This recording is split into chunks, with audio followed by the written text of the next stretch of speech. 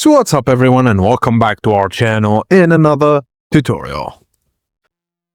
Are you building a website with Google AI Studio and want to put it online with Hostinger? Here's how to deploy it step by step.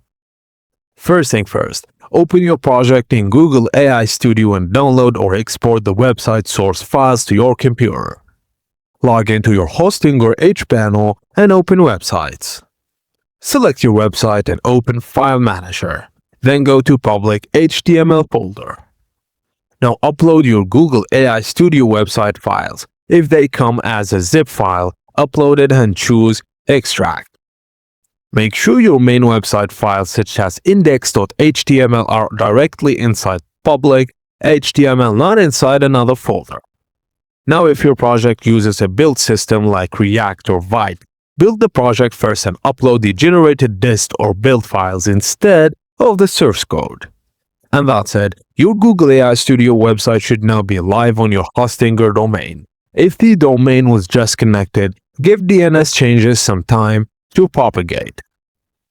If this tutorial was helpful, please don't forget to like it and subscribe to our channel for more tips and tricks like this. I will see you on the next one.